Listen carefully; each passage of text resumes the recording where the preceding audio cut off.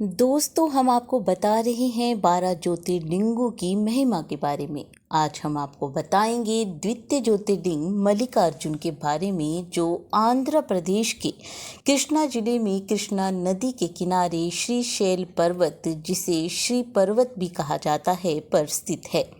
आपको बता दें कि इस मंदिर को दक्षिण का कैलाश भी कहा जाता है। मान्यता है कि जो भी भक्त इस मंदिर में शिव पूजा करता है, उसे अश्वमेध यज्ञ से मिलने वाले पुण्यों के बराबर पुण्य मिलता है। तो चलिए जानते हैं मल्लिकार्जुन ज्योतिर्लिंग की कथा के बारे में। एक समय की बात है, जब श्री गणेश जी और कार्तिकेय स्वामी विवाह योग्य हुए, तो एक दिन शिव जी और माँ पार्वती ने सोचा कि अब इन दोनों पुत्रों का विवाह करा देना चाहिए।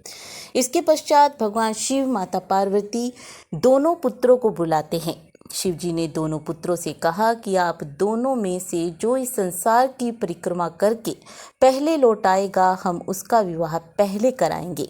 भगवान शिव की शर्त सुनते ही कार्तिकेय स्वामी अपने वाहन मोर पर बैठकर तुरंत उड़ गए। गणेश जी अपने वाहन चूहे पर बैठे और कुछ सोचने के बाद उन्होंने अपने माता पिता की परिक्रमा कर ली। भगवान गणेश ने शिव पार्वती से कहा कि मेरे लिए तो आप ही दोनों मेरा पूरा संसार हैं। भगवान शिव और माता पार्वती इस बात से बहुत प्रसन्न हुए। तब उन्होंने गणेश जी का विवाह करा दिया।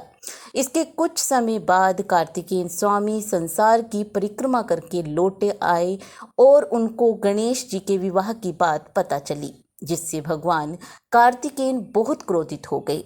क्रोधित होकर कार्तिकेय स्वामी कैलाश पर्वत छोड़कर क्रौंच पर्वत पर चले गए। नाराज कार्तिकेय को मनाने की भगवान शिव और पार्वती ने बहुत कोशिश की, लेकिन कार्तिकेय नहीं माने।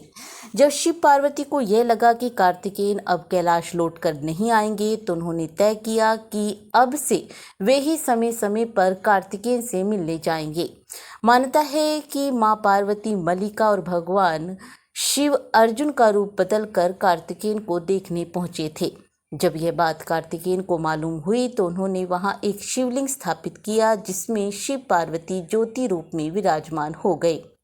माना जाता है कि हर अमावस्या पर शिवजी और माँ पार्वती पूर्णिमा पर कार्तिकेय से मिलने श्री पर्वत पर आते हैं। तो ये थी द्वितीय ज्योतिर्लिंग मल्लिकार्जुन की कथा।